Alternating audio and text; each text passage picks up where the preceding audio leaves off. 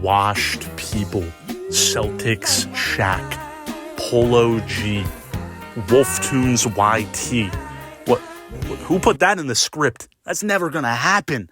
Let's talk about some washed artists out there. All right, today I'm gonna be talking about washed artists that I miss, and also kind of tying it into artists that I kind of invested in when they were on the come up and they just completely fell flat on their face. Okay, folks, there was a time where I thought Chance the Rapper was the next generation's Kanye. I'm not afraid to admit it. We all make mistakes in life. Today, folks, let's talk washed artists. Better count your blessings for real. First, let's talk about LMFAO.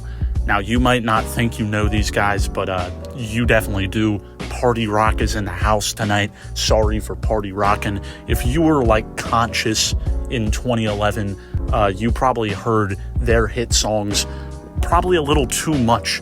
And I just want to talk about them for a little bit because I actually like LMFAO, but apparently back in the day in like 2011, a lot of people in the music community weren't too fond of them, despite them having a lot of hits in the mainstream at the time. And, you know, I can kind of understand why people weren't too fond of them, but still, they have 2 albums, and they have 2 pretty solid albums. All right, the production on these albums are pretty solid, pretty top tier. Lyrically, they're nothing too groundbreaking, but they are pretty charming lyrically, all right? Sometimes you'll get a good laugh out of some of their lyrics, or, you know, a sense of relatability occasionally. They aren't even really washed. They just, you know, kind of ended their duo. Apparently there's a lot of drama with it. I think someone is like holding royalties against the other one. They're not even like friends anymore. It's kind of sad stuff. We need an LMFAO reunion soon, please. Real question. Do these guys still like have any dedicated fans out there? Comment down below if you're a loyal LMFAO fan, if you're still party rocking. This shit my favorite song, you just don't know the words. Now, the guy we mentioned in the intro, Chance the Rapper. You know, it's kind of crazy because in an earlier video back in like the spring of 2025, I was like, we need a Chance the Rapper comeback album. And you know what? He sort of did that. He dropped a pretty decent album last year, you know, nothing great, but a pretty solid album last year. But we have to talk about how brutal and gut-wrenching his downfall was. Chance the Rapper broke out in 2012 with his mixtape 10 Day, but then in 2013 he really blew up with his album Acid Rap. Then in 2016 he delivered again with Coloring Book. He had just like a sense of relatability with his lyricism and the stories he would tell.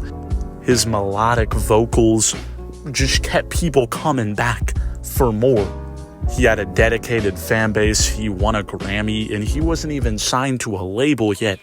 And then in 2019, he hyped up his most anticipated album yet, The Big Day. Oh, it's not good. It's pretty bad, actually. You know, I went into this album, and the first couple songs weren't even really that bad. It was just like, okay, this is pretty corny, but I can deal with a corny rapper. You know, a lot of rappers that I listen to have corny lines all the time. But then we got stuff like this.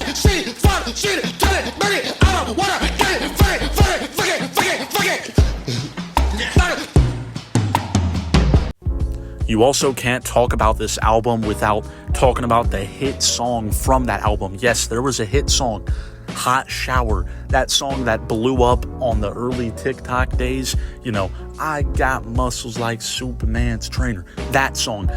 It's like conflicting in my mind because one part of me thinks it's a terrible song and the other part of me kind of likes it. You know, sometimes I revisit it just to get a good laugh, and then it gets stuck in my head for like the next week. The Big Day by Chance the Rapper kind of reminds me if like I posted the bars that I wrote down back in the day in my notes app, because, you know, this album has a lot of bars, like cool references, but then it just seems like he's like arguing with the beat. It's like he's had the beat muted while he just like yells into the microphone. Also, that melodic chants we once knew with the great voice, yeah, it's like he like purposely tried to get rid of it. But Chance the Rapper made a solid album last year, so he's sort of made a comeback, and I feel like the hate for The Big Day is a little, overblown. I think it's a terrible album, but I've definitely heard worse albums. But man, sometimes I'll just listen to acid rap and Coloring Book, and it will automatically put me in a good mood. I said he's a scumbag, don't you know? But we'll get back to some of the rap stuff, but let's talk about some bands that really fell off. Arctic Monkeys, Panic at the Disco, even Green Day to a little extent. Arctic Monkeys' first album, whatever people say, That's What I'm Not, is like genuinely one of my favorite albums of all time. Especially like, during the summer season, just all year round, it like scratches an itch up in my brain. It is a great album.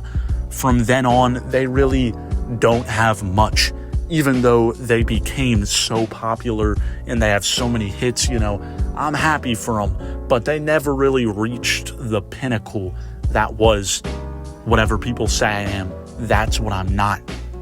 Panic at the Disco's fall off was even sadder.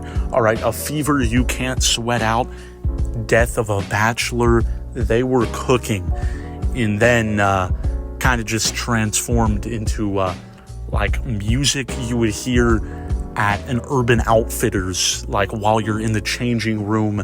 It's kind of like an uncomfortable thing. Don't get me wrong, there is nothing wrong with, getting credited for writing some of a Taylor Swift song and making, a little more happy, uplifting songs with more of a mass appeal goal. I don't think there's anything wrong with that. That can be done and accomplished, but it's just kind of crazy because it was such a far cry to what the band originally started out as. Now, let's talk about Fetty Wap. Fetty Wap was officially released from prison in January. Maybe we have the hitmaker of 2015 return. The rap charts might be saved. But realistically, I feel like if he came out with an album nowadays, he'd have to change some things up. He kind of does have like an outdated sound. Now's the segment of the video where I talk about one-hit wonder artists, Shaq West with Mo Bamba. This song still gets played occasionally at like middle school dances and, in stadiums occasionally at like sporting events. You'll hear it because it's such like an infectious song to sing along to. But man, this dude made such a hit at such a young age. Never really like climbed back to that. Kyle with I Spy is what I would say if I was wrong. Don't Wanna Fall in Love is a banger. I Spy doesn't even stand a chance against that song. Rob Stone with Chill Bill back in 2017. That song, so good, such a banger. And, you also got Goat Ye with Somebody That I Used to Know. He literally just became somebody that we used to know. But this song is amazing. He has to have some other hits that I just don't know about. Show me where the profits go. Show me how to keep my business. Anyways, hopefully you enjoyed. Comment down below some artists you think are washed or just not as good as they once were. I mean, you could say for like so many artists that they aren't as good as they once were, but I'm talking people who just like came and went or like don't really get the respect that they should get for what they did. Anyways, thanks for tuning in. Sorry for not uploading much too recently. We're getting back to the grind. Love you. Adios.